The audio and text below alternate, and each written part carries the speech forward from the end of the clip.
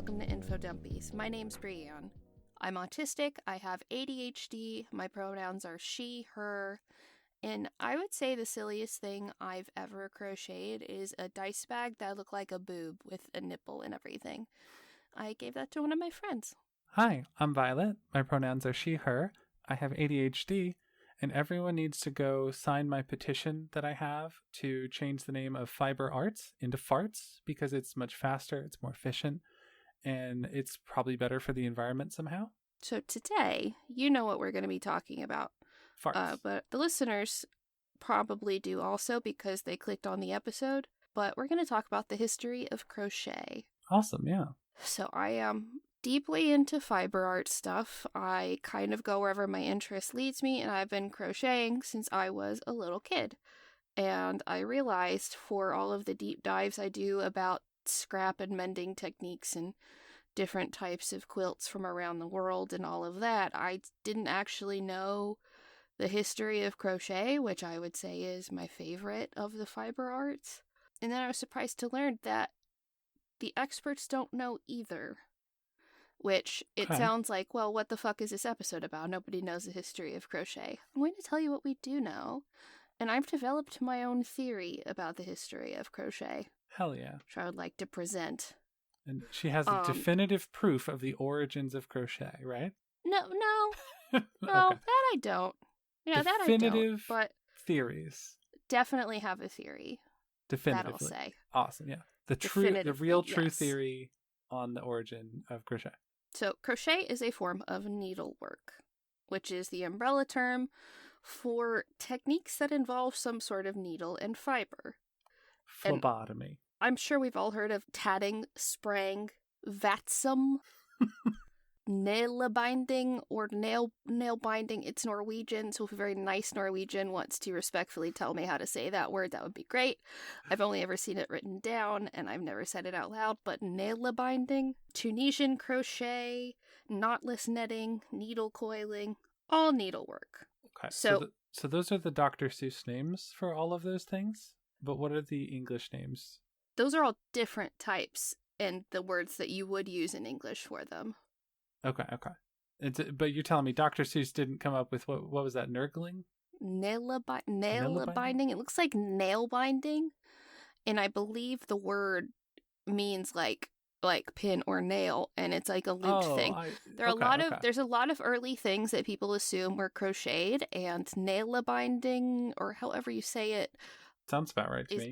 That technique actually looks a lot like crochet, so archaeologists have to be like, okay, I don't think this is crochet, or I do, and kind of look at the pattern. But anyway, do you know the difference between crochet and knit? I do, yeah. So when you knit something, you knit it into a shape, and you put the shape on your body. When you crochet something, it's different, because then you crochet it into a shape, into a crocheted shape, a crochet, if you will, and then you take that crochet and you put them on your body, and that's different. Only the shape of a crow, though. It's a crow shape. Yeah, that's what I said. It's a crow shape. It's a crow shape. I've seen you crochet. I love crocheting. It's where I wild shape into a crow. Oh, that's amazing. Crochet is a type of needlework, and it involves a single hooked tool that loops and knots yarn into fabric, allowing for intricate textiles. The biggest difference between crochet and knitting, apart from crochet using a single hooked implement and knitting using two pointed ones, is that with crochet, you complete the stitch before moving on to the next stitch you have. So that's why when I'm crocheting, I have one loop on my hook pretty much when it's in standby mode. But when you're knitting, however many you've cast onto your needle, you have that many stitches that are quote unquote open at the same time. So those are all ones that you work on. So each pass, you complete that row of stitches. Okay.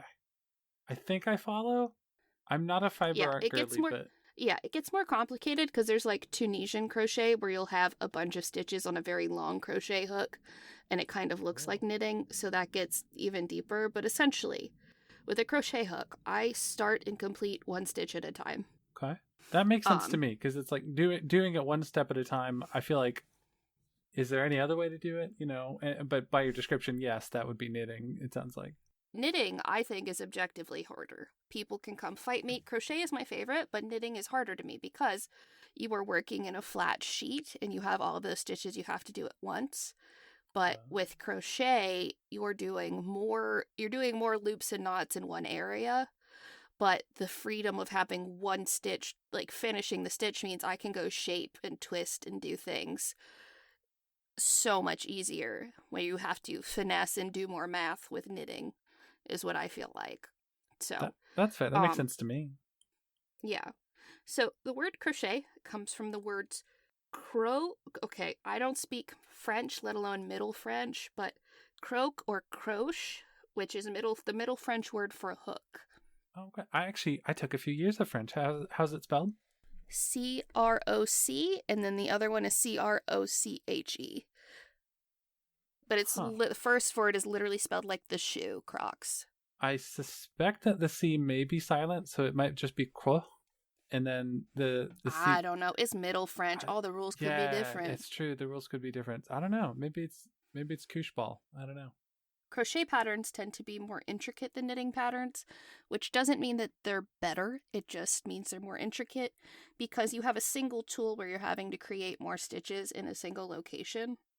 It's just, sometimes crochet patterns are just a lot to read because row by row it's telling you stitch by stitch what to do, and the more complicated it gets, it can just become a lot. I wanted to see where crochet originated, and then almost immediately I was pretty bummed that they said, I don't know. Google, no, nobody know. So we found out. We found the definitive origins of crochet. So thanks for listening. Thanks for listening to this episode of Infodumpies. Yeah, that's it. We just want to let you know we found it. It's here. Yeah, there is none. Yeah, so the earliest origins of crochet are a mystery, and we haven't found solid documentation of the inception of crochet as we know it. There are lots of folks who have some pretty solid theories, and it's much later than knitted stuff. So we have extant knitted textiles from as early as the 11th century, but the first substantive evidence of crochet isn't until the 19th century. Oh, wow. That's a lot later than I thought. Yeah, right? I thought it was going to be much older than that we were tracing it back to. But Yeah. it's not. It's kind of a baby art. That's pretty cool. There are some folks who theorize that crochet originated in Arabia and spread along trade routes to other areas of the Mediterranean, which is solid. Solid idea. Trade routes were probably involved. Yeah. Some folks theorize that its roots were found in the fiber art of indigenous tribes in South America, which I looked at several sources for this. No one named the tribe. No one named what tribe it is. It just said, a South American tribe. And it's like, the okay, one. if you were white, you would have told us. Like, if these people were white, you would have told us their tribe name. Exactly, yeah. Right? You know what I mean? But they would have been like, these specific white people from this specific region did the thing. Yep. This is the color of their balls. This is their favorite chowder. We know everything about them. No. So this unnamed tribe, they have crocheted adornments that would have been used in rites of puberty. Oh. And those were crocheted. So it's these special adornments. And there's another theory that believes that modern crochet evolved from a Chinese needlework technique that spread to Turkey, India, Persia, and northern Africa. And that technique, I'm shocked, was used to make three-dimensional dolls. So the people out there making amigurumi little stuffed animals with their crochet are probably doing something way closer to one of the original progenitors of crochet than I am, because I don't do amigurumi. I don't make 3D stuff, right? But those people are probably doing something more similar to one of the grandpas of crochet, which I think is pretty cool. Yeah, that's wild. It's it's kind of strange to me that someone would say, yeah, I took these strings and I made them go together into a little animal. So that's interesting. So this technique to make three-dimensional dolls, I could not find the name of it, but there is another Chinese technique that is similar to crochet that is an embroidery technique that I'm about to talk about later, which really makes me think that China had a lot to do with it. And they're like, what wild and kooky things can we get into with this yarn and this hooked thing? I feel like they were like, let's see what this baby can do, right? Like, they said, yeah, that really tracks. We've been working on fiber art since the Silk Road, you know? I mean, really. Really, yeah. So Liz Paladin is a researcher who was trying to find the origins of crochet in Europe. She narrowed... Sorry, did you say Liz Paladin? It's Paludan. She's from Denmark, I believe. Paludan. Oh, okay. Because I just pictured like a lizard folk paladin. And I'm just like, hell yeah, that's a cool fucking name. Oh my god, yeah. Her name's a lizard Biff. A lizard Biff Paladin. A lizard Biff Paladin. Anyway, this Liz. Anyway, go ahead. This Liz, who I'm pretty sure isn't lizard folk, unfortunately. Oh. Is a researcher who tried to find the origins of crochet just in Europe. Like, she narrowed her search to just like, I want to know when Europe got crochet. Okay. So that was part of her research. She has said that there is no convincing evidence as to how old the art of crochet might be or where it came from. And it was impossible for her to find evidence of crochet in Europe before 1800. Interesting. Before 1800. So my theory is that it's kind of like that thing where a scientific discovery will be made several different places in the world at different times, like pre-internet, when we could do everything and talk to everyone instantly. Like, there's a lot of stuff in history where it's like, oh, these people invented this thing at the same time. All of these people invented this, and they had no way of knowing. Like, there's actually some stuff where people were discovering autism at around the same time. Like, not discovering it per se, but noticing the features. I think that must be what's happened with crochet. And a lot of it having to do with travel and trade and stuff. And with how much, like, textiles were valued for trade. And how, like, indigo and silk and all these other things were, like, that was a commodity.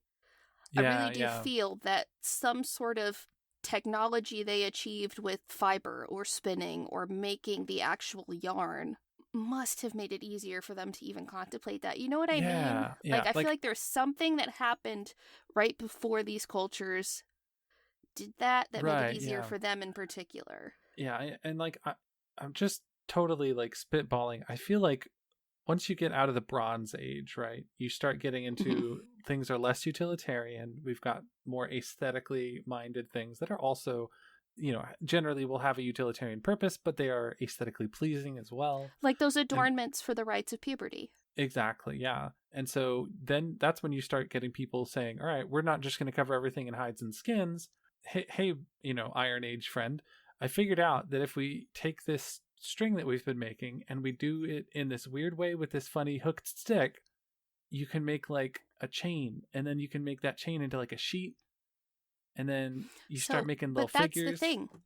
That's the thing. There were all kinds of other forms of needlework before and after crochet that were different. So they had things that were close the entire time, and it wasn't always like the things they crocheted could be very different fibers too. So like a lot of these come from like old net making techniques and very practical things for like fishers to know and stuff like that. Interesting. So it's just weird. It's a mystery that it came up like that. There are two techniques that people believe influenced the creation of crochet the most. Mm-hmm. So crochet as we know it today was popularized in the 19th century by immigrants to the U.S. Mm-hmm. Those immigrants brought over these things called shepherd's knitting and tambour embroidery. Okay. Shepherd's knitting uses slip stitches, which is like the most basic crochet stitch beside a chain. You stick your yarn through the loop, you stick your hook through the loops, you pull the yarn through from the other side, and put that loop on your hook. That's it. Okay. Put your yarn through, grab the yarn, pull it through, you've slipped a stitch. Shepherd's knitting used slip stitches. Okay. It used a long straight needle with a hooked end which sounded like Tunisian crochet to me. But then when I looked up the hook, it's an entirely different shape than most crochet hooks. It's flat. Oh, interesting. And I'm wondering if that was to fit into a pocket, because this was something that shepherds would do to kill time while they were sitting up watching their flocks. That makes a lot of sense, because having like a round implement or like even a pokey instrument would be, I could imagine, would be a problem in some cases if you're walking a lot, long distances. And a lot of these were made out of like wood or like bone and other things, and it was just interesting to see. Like, it doesn't look like I expected it to. That's really interesting. It became even more confusing because while I was looking it up, I found another technique called Bosnian crochet, which also uses slip stitches and has a wild hook that has a hook at one end and a giant eye for like a needle on the other end for threading yarn through. Yeah, so that's kind of cool though. Yeah, there's another form of crochet with a wild looking hook that I'm like, hell yeah, adding that to the list. And I could also see the appeal of having a little loop on the end to help keep the tension on the yarn. I don't know that it would help me with tension, but I think with how this crochet works, where you're pulling the thread through a bunch of these loops for this technique, I get it. Okay. So shepherd's knitting is typically looser, and it uses wool fibers, which, duh, shepherd. Yeah, makes sense. But it has loose open stitches that resemble lace. Oh, cool. The other technique is Tambour Embroidery. This is a technique that I hate that when I researched it, it was worded as introduced to the French through Chinese textile craftsmen in the 1700s. It's like, so you mean it's a Chinese technique that the French were like, oh, we love this? Yeah.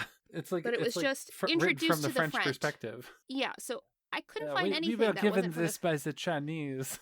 This is ours now. Yeah, it's worded so weirdly. It's like, okay, so these Chinese craftsmen had this technique they did, and y'all just liked it.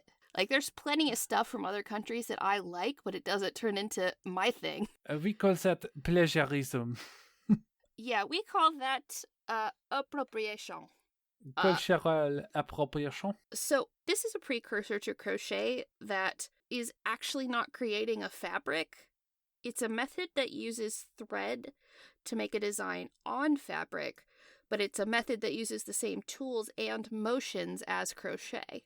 So it was used to create flat, decorative designs, and the fabric is pulled taut like a drum, and tambour is drum in French, and the working yarn was held behind the fabric, and you had a very thin needle-like crochet hook that you would punch through the fabric to grab the working yarn in the back, pull it up, still have that loop on there, punch through again, grab the yarn, and whoops, you've pulled through a chain stitch that now lies flat on top of the fabric. What? Okay, so you're embroidering while crocheting? While crocheting through the fabric. That's bonkers. So this is one of those other things where with crochet, it kind of makes me think that when humans are given string and any sort of implement, we're going to find a way to knot it up into something interesting. Yeah. Because I've done this, but I didn't know it had a name, and I didn't know what it was called, because I was just fucking around with fabric and doing some fiber art stuff, and I thought, hey, I could just kind of like crochet through the fabric. I had gotten a needle that is pointed at the end, like a crochet hook that's pointed at the end for doing zippers. Like, to make that easier, it's a whole other thing. What else can I do with my pointy crochet hook? And I did Here that. comes Boz Skaggs with his Bosnian crochet. Boz Skaggs was like, hey, that's a thing. And I had no idea. Friend Boz Skaggs. Yeah, I don't know. I don't want to Google if he's... Yeah, is he even he's alive? I'd probably not, honestly. I don't know. Hey, y'all, if he's problematic, just pretend I said somebody else, like Bill Nye the Science Guy or something. Yeah. The French were wild about this. They wanted everything embroidered like this. They took credit for it. They loved it. And then at the end of the 18th century, the fabric part was discarded. And they called it crochet in the air. Crochet in the air. Crochet in the air. If that's not the most French fucking thing, I swear. But that makes me think that, yeah, these people were probably coming up with the predecessors to crochet at the same time, because if my 21st century ass was like, I could do this with fabric and yarn, surely some other people were figuring it out too. You know what I mean? Yeah. Yeah, Like, absolutely. if you're messing around with that stuff, we're going to come up with similar things. Then things got a little different because someone decided to be appropriative. So, tambour involved into crochet in the air, and there was a woman who, I don't speak French, so forgive me, Mademoiselle Régeau de la Branchaudière, was the first crochet pattern girly. Okay. Crochet Queen. No, not really. No. She kind of sucked. Oh, okay. But she's famous for turning very complicated bobbin lace designs into simpler crochet patterns that could be more easily executed and replicated. Oh, so interesting. she claims to have invented lace-like crochet, but I beg to differ because it becomes known as Irish crochet, and it kind of seems like the Irish were doing it. Yeah, and to be clear, this person is French, not Irish, right? French, yes. Okay. And the French people also started calling it Irish crochet? Eventually, it just became known as Irish crochet. Okay, so this French lady's just out here stealing shit. I don't know. I have She's no out here claiming confirmation, things. but a lot of the wording, I just was like, I feel like I don't like you, and this feels thefty. Especially because with the timelines, I learned that crochet might be how my Irish immigrant ancestors afforded to immigrate to the U.S. Whoa, that's pretty cool. I first learned some crocheting and did not absorb a lot through my great-grandmother, whose parents came over from Ireland. Okay. She just knew how to crochet. She knew how to quilt. She knew how to do all of it. That's where I got my fiber arts genes from. And maybe a little bit of the autism too, thinking back about her. So, crochet as we know it in the United States is all because of Irish immigrants. Oh, okay, cool. So, as they were being starved by the English, the potato famine is a misnomer if nobody knew. They were deliberately being starved by the English. It's not like it was artificial. Just... Yeah, they were trying to kill them. So while they were being starved by the English and they were limited on opportunities, crochet required very little as far as tools, and it could be done by almost anyone. That makes sense, yeah. So like, I can imagine you could, I'm thinking like done by almost anyone to the point where you could just get a decently smooth stick, put a little notch in the end of it and sharpen it a little bit. Not completely. And you've got a crochet needle. There are people who, before they had access, were just using their fingers. Oh, yeah. Yeah. Yeah, I suppose you could do that, huh? So even less. So these rich Europeans, by this point, these really delicate laced styles were really popular in clothes. It was on their, like, very detailed sleeves and doing whole collars and necklines. So Irish workers, including children, decided to get organized, and they created crochet cooperatives.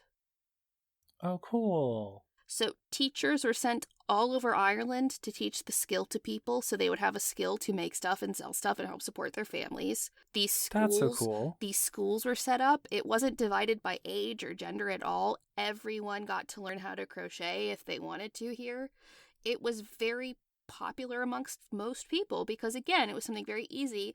They could tuck it away under their bed at night. They could do it during the day, do it by candlelight in the evening, and even if it got dirty, they could wash it and sell it good as new. Yeah, that's a good gig, honestly. And like, it sounds like a really equitable thing to say, hey, if you got some hams and you got some time and a little bit of fiber, come learn this thing and make some dosh. Yeah. So and that's it. At this point, too, that means people that they were teaching began to go create their own patterns. So this is how a lot of people would save to immigrate. So you could be crocheting at a day job you had that was a completely different day job and just work on crocheting while you did that. You had options. It was something you could do, and like, this is my side hustle. So that's how a lot of them ended up saving up money to move to the United States. Huh. So it just made me wonder. It just made me wonder, since crochet was something she knew how to do, did her parents know how to do that? Did I have some of my Irish ancestors go to crochet school? Yeah, so that's kind of what I learned about the history. I do have some interesting tidbits that are mostly going to be interesting to people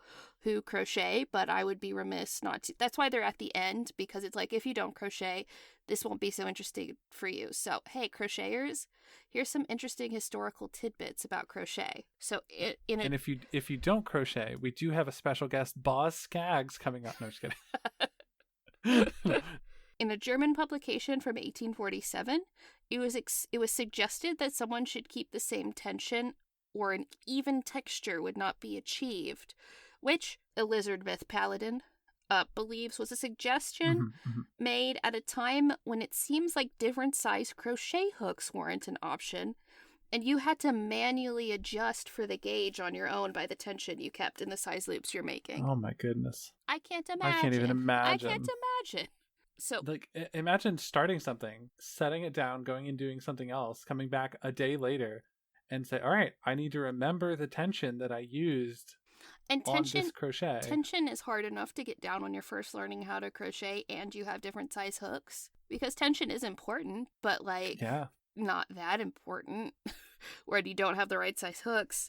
So, other tidbit, in the mid-1800s, it was assumed that you used a single crochet stitch on a pattern unless instructed otherwise. So it would tell you to stitch something, and you just had to go, oh, well, obviously it's single crochet because they didn't tell me otherwise. You just assumed. That was like the default. That was just the default.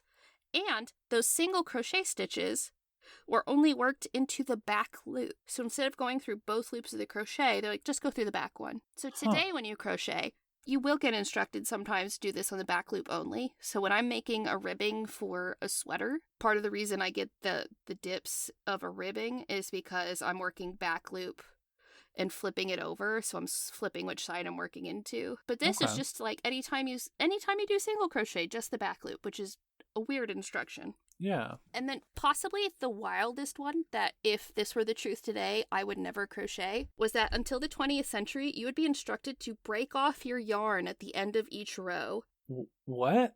And they didn't work until like the right or wrong side of the fabric. They would break off the yarn and just start again and work on the same side. So it's always on the right side. That wasn't until the 20th century they stopped doing that. Nobody thought, hey, I'm going to just zigzag this one? No one wanted to do the zigzag in their patterns. They're like, break it off, crochet on the same side. That's wild. I'm thinking understand about what you wouldn't all of think. the fucking ends you'd have to weave in. Yeah, that too. Oh my god. It's like you're doing a stripe. It's like you're doing a stripe where each row is a different color. I have to imagine there was like a little kid at one of these like crochet schools that was like, all right, so that part where you cut it and then you put it back on the other side where you first started, I don't think we gotta do that, boss. Why don't we just go back the way we If I do the same thing I did on that side but backwards, but the other way, it's gonna come out looking the same and I don't have to weave all that in. Yeah, I don't know, but yeah, that's the history of crochet. That's wild. Thank you. Yeah, I didn't know enough about it, and I've been trying other fiber arts that I was like, I know more about these than I do about crochet. I should remedy that. Yeah. I do have one quick question before we close. So I've heard that basically it's impossible for a machine to crochet. Is that true? Okay, so technically, yes. Okay. A machine cannot do crochet stitches. A human has to. But because capitalism gonna capitalism, they have found ways for knitting machines to mimic the look of crochet so that the average person thinks, oh, I'm getting this granny square top, this crochet granny square top. When you look at the bundles of stitches, they are elongated knit stitches that have been done to look like a bundle of double crochets, if that makes sense. Yeah, that's wild. So to me, I can tell immediately and be like, no, that's not actual crochet. Like, that's not real crochet. So crochet cannot be done by machine. But they will try to sell you knitting done in a fashion that looks like crochet, which can be done by machine. That's wild. And it's interesting, too, that knitting is considered harder, at least by you mentioned earlier. But crochet, do you know what it is about crochet that makes it impossible for a machine to do? You are doing so many things into the same loop and twisting things different directions. In knitting, when you have like a knitting machine, you basically feed one of those computer punch card things into a machine to tell it what stitches to do and what to take off and to do that stuff. And because there is such an ability to make things binary, it is easier for a machine to do, I do either this or I do either that. And it's working a bunch of stitches at once. So in crochet, you have to finish each stitch before you move on to the next one. So trying to make a machine that's working on one stitch at a time on a garment and is doing all of the complex looping into the previous loops and doing all of that, that's not easy. Because you have to work back into the piece that you've done before and find very specific spots. You have to, there's just so much stuff that is, a human has to be involved. Interesting. Yeah. And like there's a certain amount of it sounds like that's just kind of like you gotta just kind of feel it out, like with the tension and stuff. Yeah. Like you just gotta know what tension you need. And if anyone's interested in picking up crocheting, I know a lot of people get really frustrated with it at first because it is figuring out the tension it takes practice, and you're going to make some absolutely garbage stuff at first. But my recommendation is to go find some yarn at a thrift store that is low risk, but make sure you're cleaning it. And there are plenty of tutorials to make sure you don't get bed bugs, right? If you want to use used yarn, get cheap yarn and just practice, is what I'm saying. Yeah. Get something you don't care about. Practice. Even I can't keep up with those videos that are like, okay, so I'm going to show you how I made this crochet top. So first you're going to do back yarn over, double crochet stitch, double stitch, and just like going really fast, and they're doing all of that in the video. I'm like, I don't know what the fuck you did either. I've heard people say, I'm afraid to pick it up because I listen to these videos and I don't know what the fuck they're saying. And it's like, okay, but in a lot of them, I don't either. And I've made several sweaters on my own. Yeah. Yeah. Super fair. I think it's just getting past that psychological barrier of I'm not, knowing it's not going to go right the first time or the second time or even the fifth time.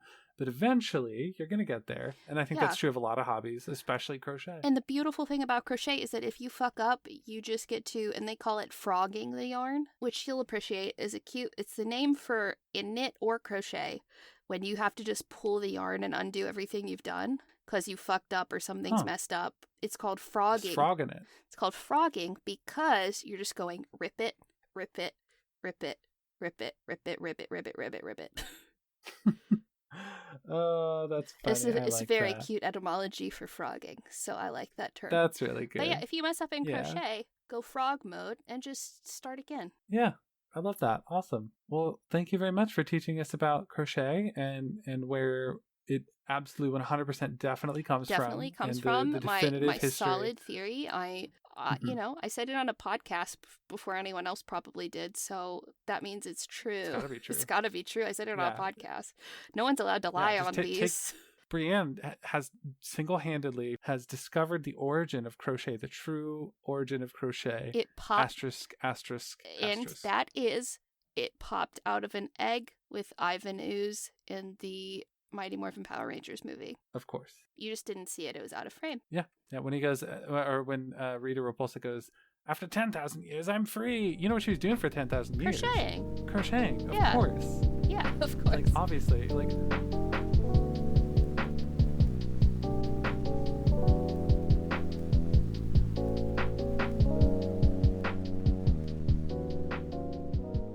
Hi, howdy, it's the housekeeping section. If you want to support Infodumpies and Mixnomer, our production company, as a whole, you can make sure you're subscribed to our podcasts on your podcatcher of choice. It's really easy to do. It's a one-time thing. You pay nothing, you do it, and then you don't think about it again, and that helps us out. If you want to support us even more, you could leave a cute review about the show. It helps people know what they're getting into, what the show's about, and it helps them decide, whether or not to watch it. It gives them listen to it. It gives them some confidence. If you want to support us even further, you can tell folks about the show. If you like this episode of Infodumpies, maybe you're in a fiber art group, maybe you have friends you meet up with to crochet and knit, anything like that, just share it with people. We don't pay for advertising on either of our shows, and the way we grow is completely by word of mouth. So when you tell people about the show, you are directly helping us out. If you're in a place to support us monetarily, make sure you check out the link in our show details for the Mixnomer Patreon in our bio. At just $1 a month, you get to join our Discord server, where at the end of the month, on the 21st, we're going to be having our first comic book club meeting. We're going to be reading the first volume of Saga and then talking about it together. So if you want to get in on fun streams and hanging out with like-minded people and just having a nice time, just $1 a month, you can do that. And you get bonus content for both of our shows and any future shows we do. And at certain levels, you get shout-outs like our friends Randy Lovings, Rachel Rachelson, Sewing Seraph, B. Trossler, Helen Clifford, M. Mosen, Lucy, and Nicole Valdivieso. If you want to see what Violet and I are up to on social media, you can check out the show details to see our social media handles, to go find us elsewhere on the internet. That's all I've got for you this time, but until next time, clever sign off.